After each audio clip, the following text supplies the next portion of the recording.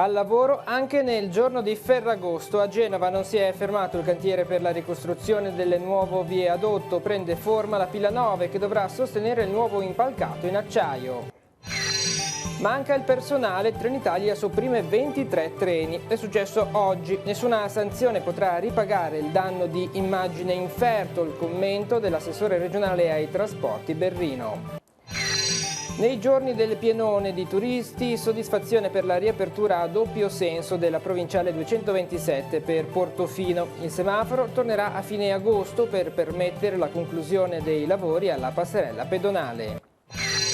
Nel giorno in cui la Chiesa ha commemorato l'assunzione al cielo della Madonna, Papa Francesco ha esortato a non perseguire i piccoli appagamenti del mondo, ma ad alzare lo sguardo verso le grandi gioie del cielo.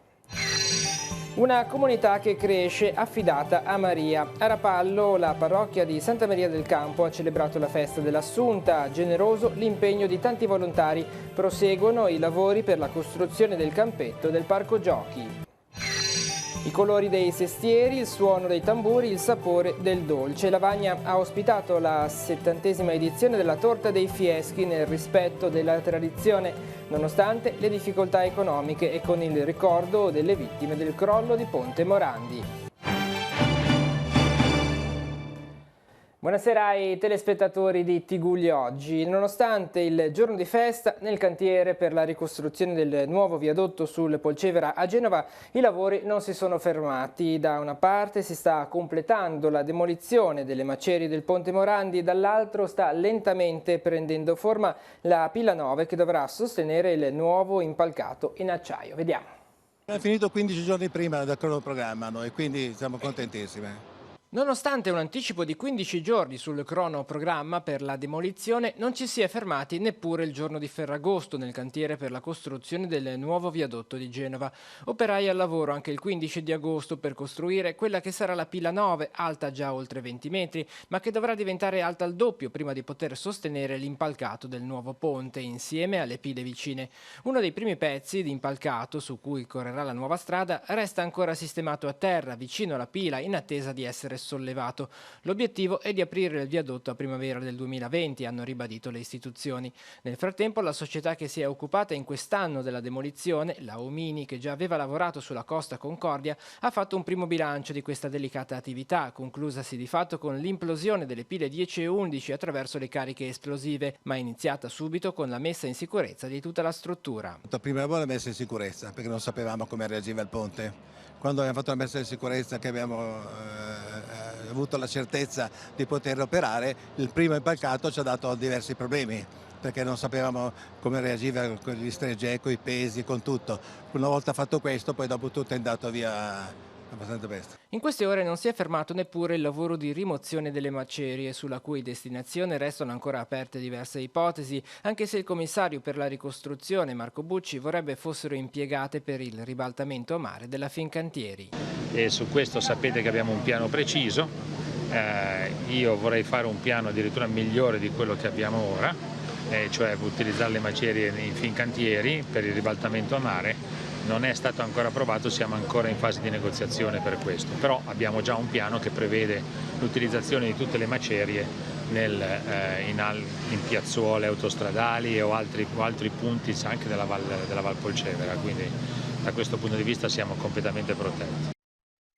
E c'è chi ha lavorato a Ferragosto, chi invece per mancanza di personale, perché è in ferie, è stato costretto a ridurre il proprio servizio, in questo caso servizio pubblico. È quello che è successo questa mattina al trasporto ferroviario regionale. Per mancanza di personale, dunque, Trenitalia si è vista costretta a sopprimere una decina di corse, 23 sulla tratta ligure. Nessuna sanzione che commineremo a Trenitalia potrà ripagare il danno di immagine inferto alla regione, ha commentato l'assessore ai trasporti Gianni Berrino. Il punto. Ha suscitato stupore, ma anche provocato molti disagi, questa mattina la soppressione di diversi treni regionali in Liguria. Prima delle 8, nel pieno ponte estivo di Ferragosto, risultavano 3 treni soppressi fra quelli che collegano il Levante Ligure con Genova in direzione del capoluogo ligure. In totale, sulle tratte che attraversano la regione, ci sono state oltre 10 soppressioni di convogli e oltre alle cancellazioni, nel corso della mattinata si sono verificati numerosi ritardi, sia per quanto riguarda i treni diretti a Genova, sia per i convogli diretti verso Seste Levante e La Spezia. Trenitalia dal canto suo ha precisato che le cancellazioni dei treni sono state dovute a motivi tecnici non previste, legate in sostanza all'indisponibilità del personale di bordo. L'azienda ha provveduto a garantire la mobilità con bus sostitutivi o con l'aggiunta di fermate nei treni successivi a quelli cancellati, provvedimento questo che però ha provocato numerosi e consistenti ritardi. Sulla vicenda è intervenuto l'assessore regionale ai trasporti Gianni Berrino. Quanto accaduto quest'oggi è molto grave, ma non c'è stata nessuna avvisaglia, è la prima volta che capita un fatto del genere in questi ultimi anni. Trenitalia, ha continuato Berrino, deve erogare il suo servizio nel modo migliore e secondo le previsioni del contratto stipulato, deve assumersi tutte le responsabilità nei confronti di un fatto grave accaduto e noi applicheremo tutte le sanzioni previste e pretendiamo che l'azienda cambi la sua organizzazione interna per evitare il ripetersi di queste situazioni. È assolutamente ingiustificabile la soppressione di oltre 10 treni regionali, ha concluso l'assessore, ancora di più se si considera che siamo nel pieno del ponte di Ferragosto, con la Liguria visitata da migliaia di turisti e comunque in un giorno anche lavorativo. Nessuna sanzione che commineremo a Trenitalia, ha concluso l'assessore, potrà ripagare il danno di immagine inferto.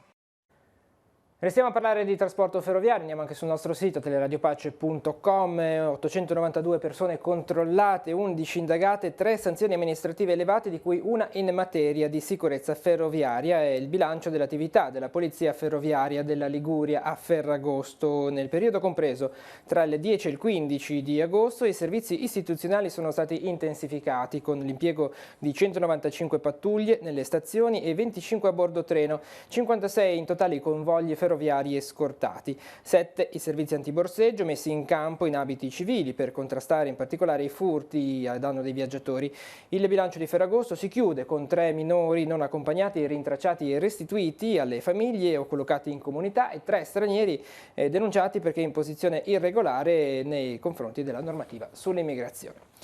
Ancora cronaca, un grosso camion ha preso fuoco questa notte per cause ancora da accertare nel tratto tra Genova Est e Genova Nervi al chilometro 5,3 della A12 in direzione Livorno. Il tratto è stato chiuso per consentire ai vigili del fuoco le operazioni di spegnimento. Oltre ai pompieri sono intervenuti gli agenti della polizia stradale e i tecnici di autostrade. L'autostrada è rimasta chiusa, dicevamo, riaperta dopo lo spegnimento del rogo. E in queste ore il territorio del Tigullio registra una buona presenza di turisti, tanto che nelle strutture alberghiere si va verso il tutto esaurito. Il bel tempo di questi giorni ha incentivato l'arrivo di tante famiglie e di stranieri che hanno scelto le località della costa e dell'entroterra per trascorrere il ponte di Ferragosto. Tra queste ci sono Santa Margherita Ligure e Portofino, che dalla vigilia di Ferragosto hanno ritrovato il doppio senso di marcia sulla provinciale 227. Sentiamo.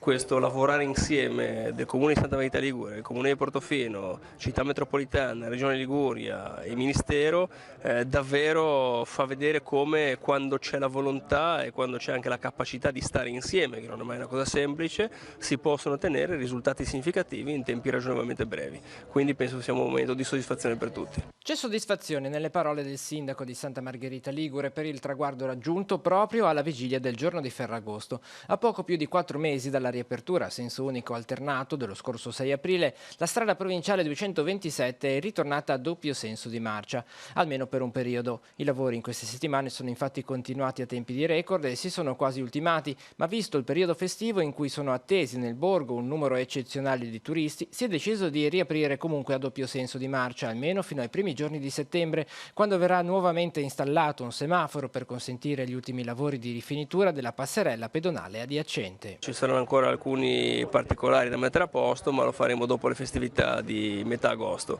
È una bella soddisfazione perché nel contempo verrà riattivata anche la passerella pedonale. È davvero un territorio che sta completando l'iter per arrivare a restituire una piena accoglienza anche con una funzionalità dei servizi, quindi davvero una bella soddisfazione che condividiamo tutti insieme. A quasi un anno di distanza dalla tremenda mareggiata di fine ottobre, per il territorio del Tigullio occidentale questi sono stati passati mesi per cercare di ritornare alla normalità. Una prova difficile, quella affrontata, e che ora deve dare lo slancio per guardare al prossimo futuro. Ora ci vuole un po' di pace per poter anche, invece di pensare al ripristino, per poter portare avanti quei progetti di unione tra Portofino e Santa Rita Rapallo che abbiamo nel cassetto, che abbiamo dovuto tenere un attimo chiusi, ecco, perché c'è grande voglia da parte delle amministrazioni di collaborare, di dare ancora maggiore sprint a questo territorio, che penso che sia uno dei più bei territori e unico al mondo, ecco. Genoa-Imolese, partita valida per il terzo turno di Coppa Italia, si gioca questa sera a partire dalle 20:30 a Chiavari, allo stadio di Chiavari, a causa dei lavori in corso al campo di Marassi. Sono attesi nel Tigullio circa 5.000 tifosi genoani. Il Comune ha disposto alcune modifiche alla viabilità della zona dello stadio. A partire dalle 15:30 è scattato lo sgombero di via Gastaldi e del parcheggio sterrato attiguo allo stadio. Sgomberato nel tratto compreso fra via Bado Gianotto e Corso Lavagna, via Le Casme si viaggerà su un'unica corsia di marcia in entrambi i sensi. Il Papa adesso, nel giorno in cui la Chiesa ha fatto memoria dell'Assunzione al cielo della Madonna, Papa Francesco ha esortato i fedeli a non perseguire i piccoli appagamenti del mondo, ma ad alzare lo sguardo verso le grandi gioie del cielo. Dopo l'Angelus, il Santo Padre ha benedetto 6.000 rosari destinati ai fratelli della Siria per l'iniziativa dell'Associazione Aiuto alla Chiesa che soffre. Sentiamo il servizio. La festa dell'Assunzione di Maria è un richiamo per tutti, specialmente per quanti sono affetti da dubbi e tristezze e vivono con lo sguardo rivolto in basso. All'Angelus il Papa esorta a guardare in alto, lasciamoci attirare dalla bellezza vera, non facciamoci risucchiare dalle piccolezze della vita, ma scegliamo la grandezza del cielo. Scegliere questo orizzonte significa lasciarsi prendere per mano da Maria. La Vergine Santa ci aiuti a guardare ogni giorno con fiducia e gioia là dove è la nostra vera casa. Guardiamo in alto.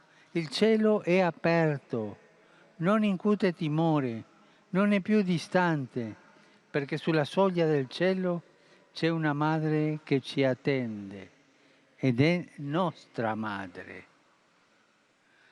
Ci ama, ci sorride e ci soccorre con premura.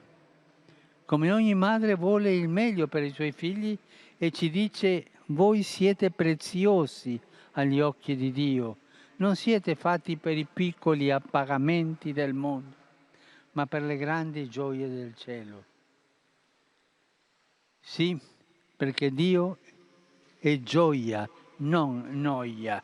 Ogni volta che prendiamo in mano il rosario e la preghiamo, facciamo un passo avanti verso la grande meta della vita. Dopo l'Angelus il Papa ha espresso la propria vicinanza alle popolazioni di diversi paesi dell'Asia meridionale duramente colpite dalle piogge monsoniche. Il Santo Padre ha infine benedetto un gran numero di rosari destinati ai fratelli della Siria per iniziativa dell'Associazione Aiuto alla Chiesa che soffre. Circa 6.000 corone del rosario. Lo hanno fatto le suore carmelitane da Betlemme. Oggi, in questa grande festa di Maria, io li benedico e poi saranno distribuite alle comunità cattoliche in Siria come segno della mia vicinanza, specialmente per le famiglie che hanno perso qualcuno a causa della guerra. La preghiera fatta con fede è potente. Continuiamo a pregare il rosario per la pace in Medio Oriente e nel mondo intero. E nel giorno della solennità dell'Assunta sono state molte le comunità in festa anche nel territorio della nostra diocesi, fra queste la parrocchia di Santa Maria del Campo, comunità che cresce e dove è determinante l'impegno generoso di tanti volontari. Monsignor Tanasini ha celebrato la Santa Messa della Vigilia ricordando che celebrare l'Assunzione di Maria in cielo significa celebrare la sintesi della sua esistenza. Questa consapevolezza, ha spiegato il pastore della diocesi, può e deve dare forma a tutta la festa, il cui cuore è la memoria del mistero dell'Assunzione di Maria, che di fatto dà slancio ad ogni altra manifestazione esteriore. Proseguono intanto anche i lavori nella comunità per realizzare il campetto da calcio e il parco giochi. Sentiamo. La comunità Santa Maria si prepara a questa festa in modo particolare diversi mesi prima. Uno per preparare anche la festa esterna gastronomica, che richiede tanto tempo e tanto manodopera e tante persone che sono coinvolte in questo. E poi la cosa bella è che prima di iniziare la novena, con tutti i volontari, con i membri del comitati, ci si ritrova in chiesa per celebrare una messa per dare poi il via alla festa, e questo per ricentrare un po' il nostro sguardo su ciò che è essenziale, perché è bello vivere insieme, è bello giocare, è bello divertirsi, è bello ballare, però non vogliamo perdere di vista ciò che è veramente la festa, che è Maria Assunta. E allora il 31 di luglio ci siamo ritrovati tutti qui in parrocchia a celebrare la messa e per affidare questi giorni di festa a Maria, perché sento che la festa patronale è realmente un punto di partenza e di arrivo dell'anno della comunità. Anche quest'anno le offerte che vengono raccolte nei giorni della festa saranno devolute ad un progetto di cui quest'anno vediamo già le fondamenta. Sì, siamo già cominciato l'anno scorso, quest'anno stiamo andando avanti, già ricavati dell'anno scorso, l'intero ricavato della festa, degli stand, tutto è stato devoluto interamente a quest'opera.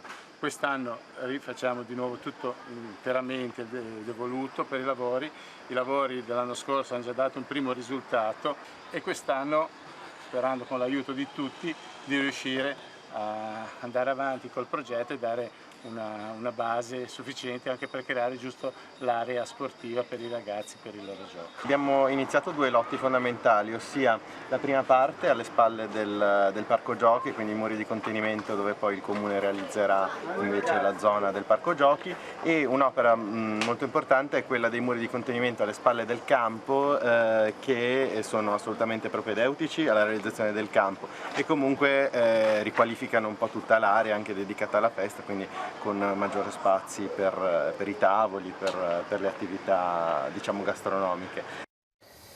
E nel giorno dell'Assunta anche la comunità di Santa Sabina di Trigoso si è unita nel commemorare le vittime del Ponte Morandi. Il giorno dopo la cerimonia che si è svolta a Genova, ieri dunque, durante la Santa Messa del mattino si è pregato per le 43 vittime, in particolare per Andrea, Claudio, Manuele e Camilla Vittuone, usuali frequentatori durante l'estate del borgo di Sesti Levante, attesi lo scorso anno dai genitori nella casa di Trigoso, però mai arrivati. È stato richiesto un intervento dell'elicottero per prestare soccorso quest'oggi intorno alle 13 ad un anziano che si è ferito mentre stava lavorando nei campi in località Corsiglia a Neirone. L'uomo, per cause in via di accertamento, avrebbe riportato un forte trauma addominale. Stabilizzato dal personale del 118 di Lavagna, è stato trasferito in codice rosso all'ospedale San Martino di Genova. Ancora cronaca, a Chiavari un pregiudicato di 42 anni è stato arrestato dai carabinieri per detenzione, produzione e coltivazione a fini di spaccio di sostanze stupefacenti. L'uomo, durante una serie di controlli, è stato fermato all'interno della stazione ferroviaria mentre tentava di liberarsi di un oggetto che, una volta recuperato, è risultato essere una pietra di eroina del peso complessivo di 23 grammi. Nella successiva perquisizione domiciliare sono stati recuperati anche 7 grammi di hashish che anche in questo caso sono stati sequestrati. A Moneglia, invece, i militari dell'Arma hanno denunciato a piede libero uno straniero di 47 anni per ricettazione e commercio di prodotti con segni falsi. Sorpreso, anche in questo caso nei pressi della stazione ferroviaria, durante un controllo è stato trovato in possesso di capi di abbigliamento contraffatti del valore di 700 euro, merce che è stata sequestrata. L'uomo è risultato essere colpito anche da un ordine di espulsione e è stato deferito per violazione delle norme sull'immigrazione. Voltiamo pagina, una serata con i colori dei gonfaloni dei sestieri di Lavagna, con i suoni dei tamburi e le evoluzioni degli sbandieratori. In occasione della 70ª edizione della Torta dei Fieschi, la festa ha avuto il sapore della tradizione, con il corteo e la distribuzione in piazza del dolce, quest'anno preparato da una pasticceria genovese.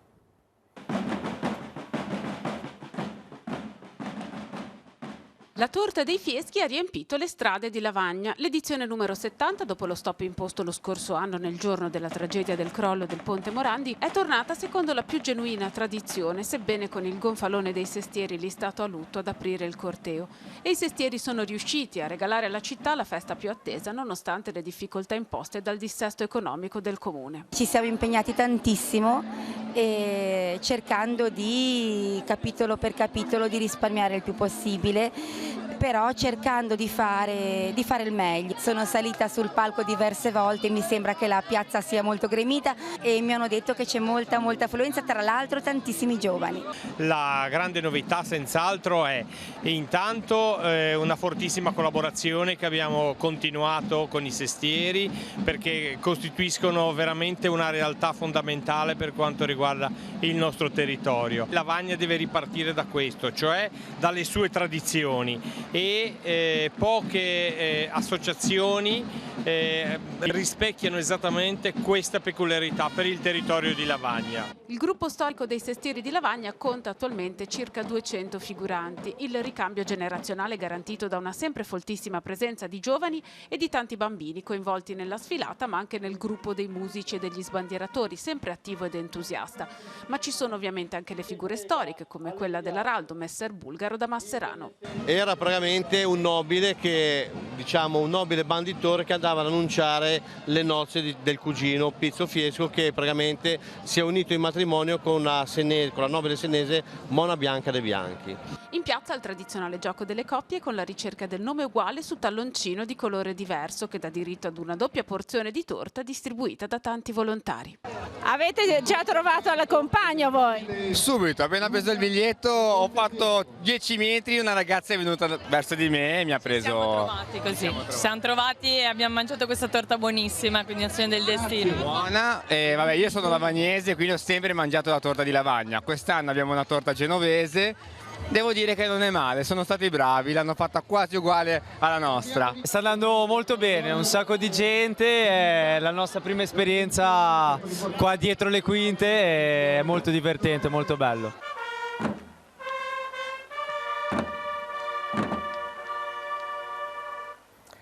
Per la nostra programmazione si avvia alla conclusione la stagione della rubrica Estate Giovani. Protagonista della puntata di questa settimana i bambini della parrocchia di San Pier di Canne e al campo di Villanoce e i bambini delle parrocchie di Seste e Levante a Montemoggio. Vediamo.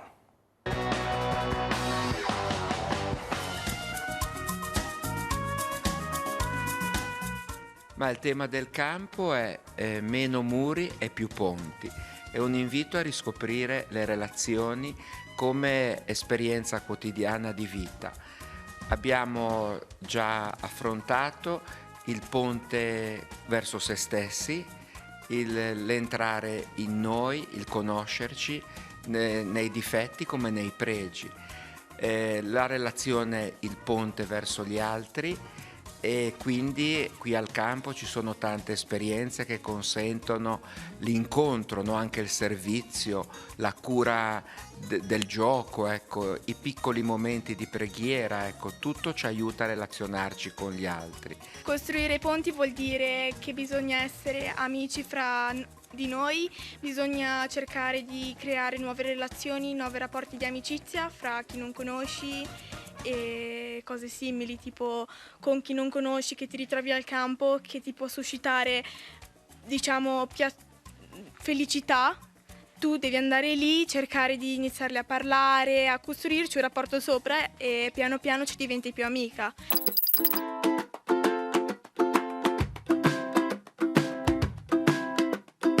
C'è posto? Il titolo è una domanda, perché il campo, il campeggio che si fa formativo con i ragazzi è sempre partire più da una provocazione, da una domanda che mette in cammino, più che già qualcosa già di scritto, già di stabilito. E il c'è posto inizialmente poi è stato così preso un po' in modo, diciamo, semplice, come dire c'è posto a Montemoggio, perché in effetti i ragazzi sono tanti, anzi abbiamo dovuto dire a qualcuno non c'è posto, ecco, perché non ci stiamo, ecco, siamo quasi in centinaio e quindi non c'era posto. E a volte noi siamo un po' come i bambini piccoli nella vita. Chiediamo, attraverso quell'urlo anche della notte di un bambino, di dire qualcuno mi sorregge, mi dice che c'è posto per me, il mondo è per me, mi dà posto anche per me, esisto, io esisto. E siamo tutti un po' infantili. E uno sguardo adesso alla nostra agenda degli appuntamenti per la giornata di domani.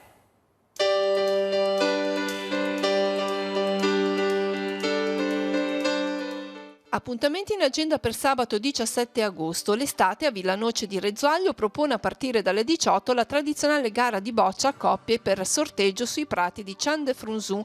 La giornata sarà lietata dal suono delle fisarmoniche, giochi sui prati e servizio bar.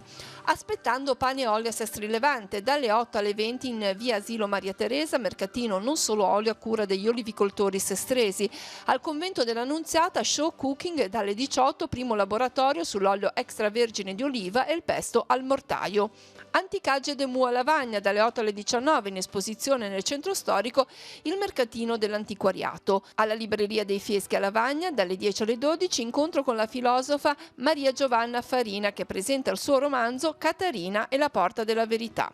Sestri Levante rende omaggio a Fabrizio De André. Dalle 11 alle 21 al convento dell'Annunziata sarà visitabile l'esposizione di documenti e libri a cura di Walter Pistarini. Alle 18 momento letterario con la presentazione Il libro del mondo, a cui seguirà l'intervento teatrale Il mio Fabrizio. Dalle 16:30 sulla spiaggia di Riva Ponente a Sestri Levante si svolgeranno le gare di biglie. A seguire dalle 19:30 degustazione dei piatti tipici liguri sul campo parrocchiale a San Bartolomeo della Ginestra. Alle 21:30 spettacolo musicale con i Barric. Nuotata d'estate a Recco organizzata dal Comune e dalla Proloco, ritrovo sulla spiaggia della Baia dei Frati alle 17, al termine gadget per tutti.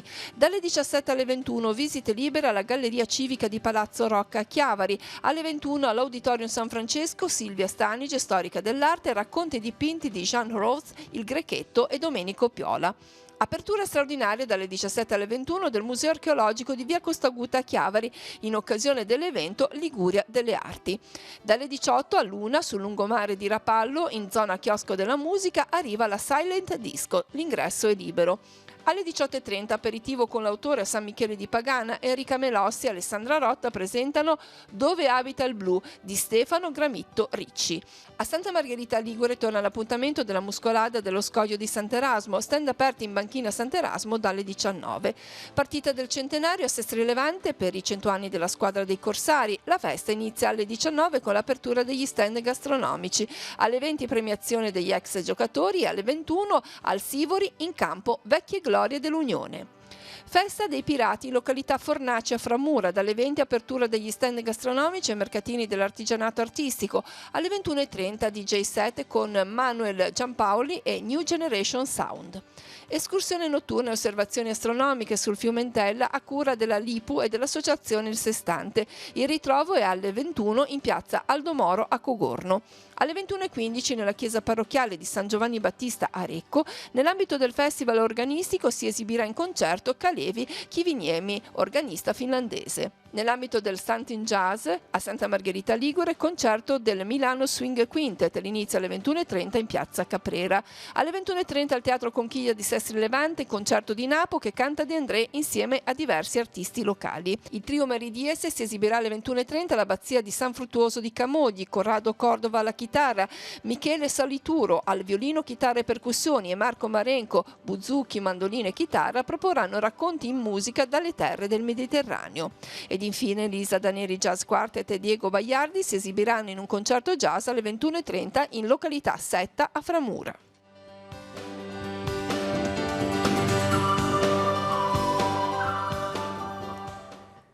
In chiusura uno sguardo alla nostra programmazione, vediamo i titoli della rubrica Noi Chiesa in onda questa sera su Telepace 1 al canale 15.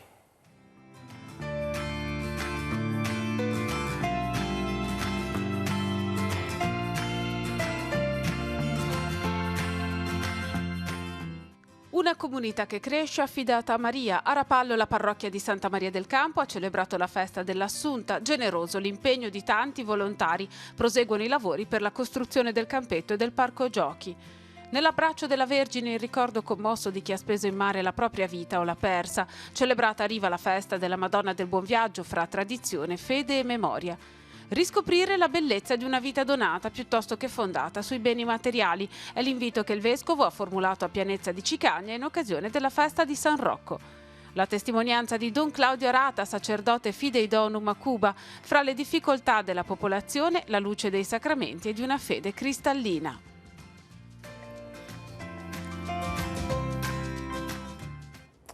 È tutto per questa edizione di Tigulli Oggi. L'informazione torna domani mattina alle 9 con la nostra rassegna stampa sul canale 187 Telepace News, ma continua anche sul nostro sito teleradiopace.com. Grazie per essere stati con noi e buon proseguimento di serata.